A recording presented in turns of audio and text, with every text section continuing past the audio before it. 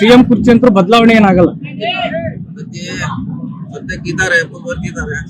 ಸಿದ್ದರಾಮಯ್ಯ ಇದಾರಲ್ಲ, ಈಗೆಲ್ಲ ಖಾಲಿ ಇದ್ದಾರೆ. ಬಹಳಷ್ಟು ಮಂದಿ ಈಗಾಗಲೇ ಹೇಳಿದ್ದಾರೆ, ಅವರೇ ಇರ್ತಾರಂತ. 5 ವರ್ಷ ಅಂತ ಹೇಳಿದ್ದಾರೆ. ಡಿ.ಕೆ. ಸುರೇಶ್ ಹೇಳಿದ್ದಾರೆ. ಹೇಳಿದ್ರ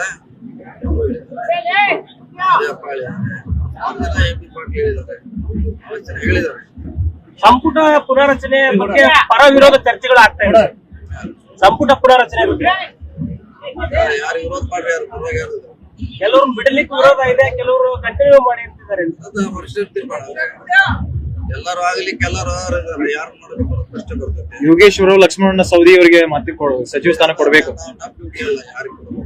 ಮಾಗಡಿ ಬಾಲಕೃಷ್ಣ ಅವರು ಕೂಡ ನಮಗ್ ಕೊಡಿ, ಯೋಗೇಶ್ವರ ಬದಲಿ ಅನ್ನೋ ಲೆಕ್ಕ ಮಾತಾಡಿದಾರೆ ಸರ್. ಅದಕ್ಕೆ ಯಾರಿಗೆ ಕೊಟ್ಟಿಲ್ಲ, ಜಗಳಲ್ಲಿ ನೋಡೋಣ, ಪ್ರಶ್ನೆ ಬಂದಿಲ್ಲ.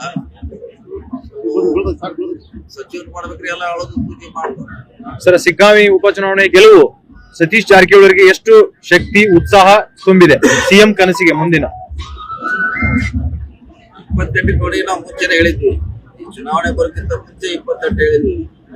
ಇದು ಎಕ್ಸ್ಟ್ರಾ ನಮ್ಗೆ ಶಕ್ತಿ ಕೊಟ್ಟಿದೆ ಇಲ್ಲ ಅಂತ ಹೇಳಿಕ್ಕೆ ಆಗಲ್ಲ. ನಮ್ ಕ್ಲೇಮ್ ನಾವು 28 ಅಂತ ಹೇಳಿದ್ವಿ. ಸಿಗ್ಗಾಂವಿ ಚುನಾವಣೆ ಅಚಾನಕ್ ಬಂತು.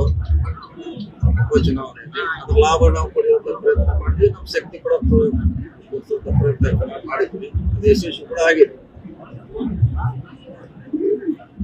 ಸರಿ, ಚಳಿಗಾಲ ಅಧಿವೇಶನ ಸ್ಟಾರ್ಟ್ ಆಗುತ್ತೆ. ಉತ್ತರ ಕರ್ನಾಟಕದ ಬಗ್ಗೆ ಈ ಚರ್ಚೆ ಆಗಲ್ಲ ಅನ್ನೋದು ಪ್ರತಿ ಬಾರಿನೂ ಒಂದು ಅಳಲು ಸರ್ ಈ ಭಾಗದ ಜನರದು. ಈ ಬಾರಿ ಚಳಿಗಾಲ ಅಧಿವೇಶನದಲ್ಲಿ ಏನೆಲ್ಲ ಇದು ಇಟ್ಕೊಂಡಿರ್ತಾರೆ? ಯಾವ ಮೇನ್ ಸರ್ ಕೆಲಸ ಪಟ್ಟವ್ರ ವಿಷಯ ಬಹಳ ಸೀತ ಇದೆ. ಪ್ರಮುಖವಾಗಿರುವಂತ ವಿಚಾರ. ಕೇಂದ್ರ ಸರ್ಕಾರದಕ್ಕೆ ಅನುಮತಿ ಕೊಡ್ತಾ ಇಲ್ಲ. ಯಾವುದೋ ನೆಪ ಹೇಳಿ ಸುಮ್ಮನೆ ಅವರು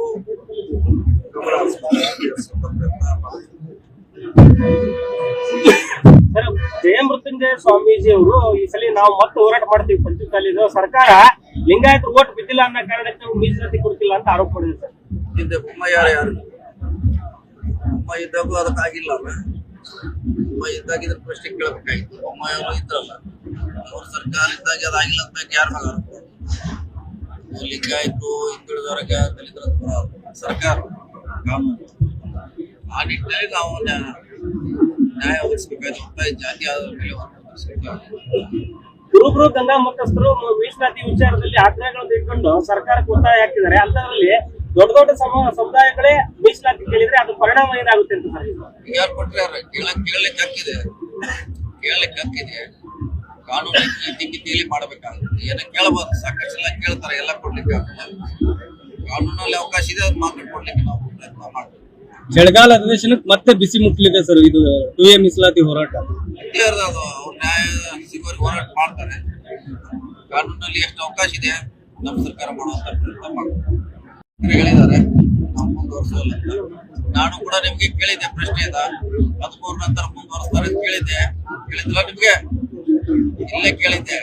13 ನಂತರ ಒಂದು ವಿಚಾರ ಕ್ಲೋಸ್ ಆಗುತ್ತೆ ಅಂತ ಹೇಳಿದ್ದೆ. Almost close. ಇಲ್ಲ, ಈಗ ಮುಂದುವರಿಸ್ತೇವೆ ಅಂತಿದ್ದಾರೆ ಸರ್. ಹೋಗಲ್ಲ, ಟೇಕಪ್ ಆಗೋಲ್ಲ. ನೀವೇನ್ ಮಾಡೋರು? ಗಾಡಿಯಲ್ಲಿ ಪೆಟ್ರೋಲ್ ಇಲ್ಲದೆ ಗಾಡಿ ಹಂಗಿದೆ. ಬಿಜೆಪಿ ಪೆಟ್ರೋಲ್ ಖಾಲಿ ಆಗಿದೆ.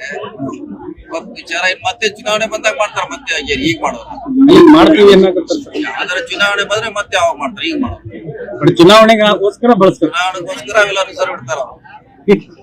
ಅವಾಗ ಮಾಡ್ತಾರೆ. ಈಗೇನ್ ಮಾಡಲ್ಲ. ಈಗ ಶಾಂತಿ. ಈಗ ಇದ್ದು ಮುಗಿತು, ಎಲ್ಲ ಮುಗಿತು, ಶಸ್ತ್ರ ತ್ಯಾಗ ಮಾಡಿ ರೆಸ್ಟ್.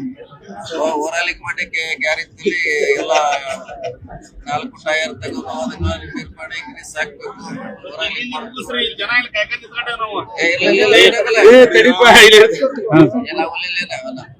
ಸರ್, ಈ ಉಪಚುನಾವಣೆ ಒಳಗಡೆ ಕಾಂಗ್ರೆಸ್ ಗೆಲುವಿಗೆ ಪ್ರಮುಖವಾಗಿರ್ತಕ್ಕಂಥ ಏನ್ ಕಾರಣ ಇರ್ಬೋದು ಸರ್? ಕಾರಣ ಇದ್ದ ಓಟ್ಗಳು ಒಂದು ಕಡೆ ಬಂದಿದ್ವಿ. ಇಲ್ಲಿವರೆಗೆ ಅವರು ಬಿಜೆಪಿ ಅವರನ್ನ ನಾವು ಈ ಕಡೆ ಮನಸ್ಸನ್ನ ಒಲಿಸುವಂತ ಪ್ರಯತ್ನ ಮಾಡಿ ಯಶಸ್ವಿ ಆಗಿದ್ದೀವಿ. ಆ ಕಾರಣಕ್ಕಾಗಿ ನಾವು